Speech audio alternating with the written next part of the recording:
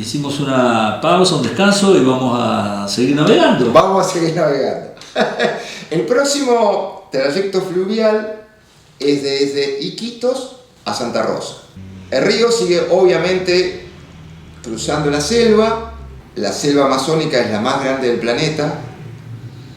Se extiende por 9 países con la mayor variedad de flora y fauna, representando más del 50% de los bosques tropicales húmedos del planeta. El verdadero pulmón, ¿no? Sí. De ahí la importancia de preservarla y protegerla. En estos días leí que hubo un retroceso importante en la deforestación del Amazonas. Sí, sí. Como que detuvieron la deforestación. Exactamente. Eso es una noticia excelente. Sí. Qué bueno, qué bueno. Bueno, me alegro muchísimo. Y lo otro que te quería comentar, que leí sobre el Amazonas, que por qué no hay puentes sobre el Amazonas. Ajá. Y la verdad que es una incógnita, ¿no? Resulta ser que, como es un río que varía tanto su caudal, correcto, puede llegar a tener 5 kilómetros de ancho, que es más o menos lo normal. Exactamente. Y puede llegar a tener a veces hasta más de 100 kilómetros de ancho. Entonces es imposible construir un puente sobre el Amazonas. Sí, eso me lo relataron algunas personas sobre el barco también. Esa variación tan grande hace que sea una tarea imposible hacer un puente sobre el Amazonas. Y capaz que mejor, Jorge, así preserva más la selva. Es mi humilde apreciación, ¿no? Exactamente. Sí. Bueno, seguimos. Bueno, luego de varios días llegamos a Santa Rosa. Santa Rosa se encuentra sobre una pequeña isla fluvial en el curso del Amazonas, donde convergen en los límites territoriales de Perú, Brasil y Colombia. Ahí bajo, y luego bote mediante, cargar la moto sobre un bote, no fue tampoco nada simple, llegar a Tabatinga. Tabatinga ya es Brasil, que está unida a Leticia a través de un puente. Y una triple frontera en definitiva, ¿no? El próximo cruce fluvial es de Tabatinga rumbo a Manaos.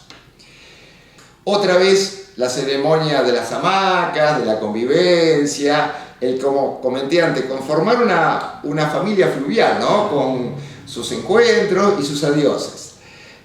Luego de un par de días se produce otro fenómeno bellísimo en la naturaleza, que es el encuentro de las aguas. El río Negro topa con el río Solimoes. El río Negro tiene una coloración oscura debido a la concentración de ácidos húmicos, y las del Solimoes son más claras, pero por unos 6 kilómetros aproximadamente las aguas no se mezclan porque tienen distinta temperatura, distinta velocidad y distinta densidad.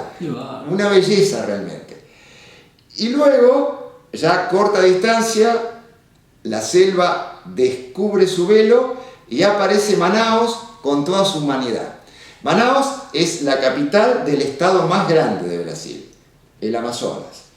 Una urbe que está en el cosmos selvático, la ciudad separada de las ciudades, a la que la gloria se le escapó. ¿Cuántos habitantes más o menos?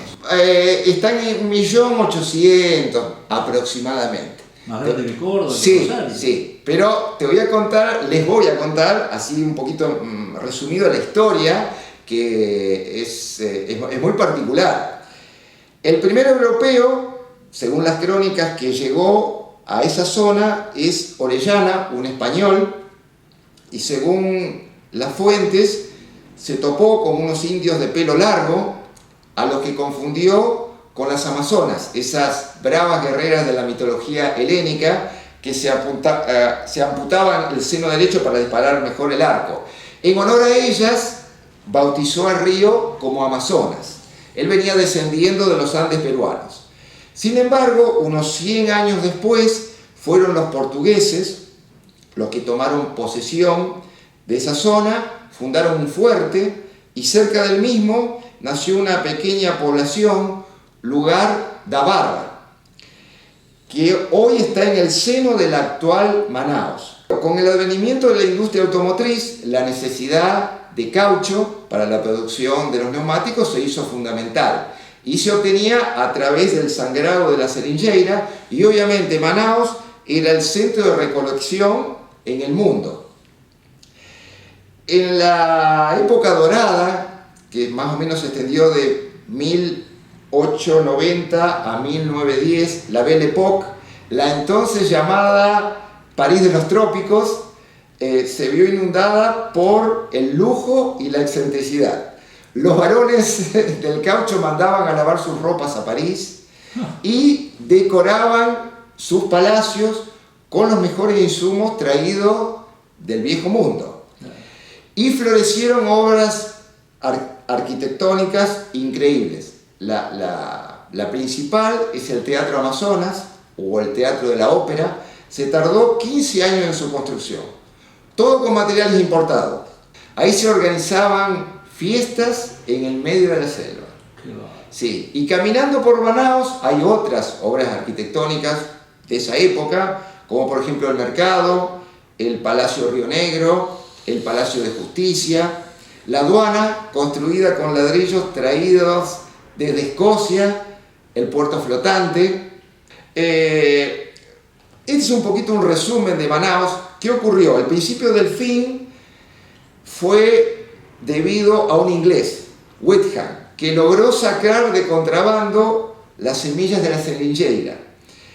Y 40 años después, el látex obtenido de las seringueiras de Malasia, a cargo de Inglaterra, desbancaba el monopolio de Manaos. Y después el golpe definitivo habrá venido cuando se crea el caucho sintético. Exactamente, ese fue el golpe definitivo. El golpe mortal. Mortal, exactamente. Manaos, sin embargo, luego tuvo un renacimiento. En 1967 se creó una zona franca y se redujeron los impuestos para las instalaciones fabriles. Y hoy cuenta con una infraestructura fabril muy importante y urbana también, que convive con el puñado de edificios históricos. Bueno, sí. Vamos a hacer otra pausa. Pero como no, última, sí, pero perfecto. Aprovechamos algún producto de la selva. Bien. Conocemos algunos auspiciantes y ya volvemos.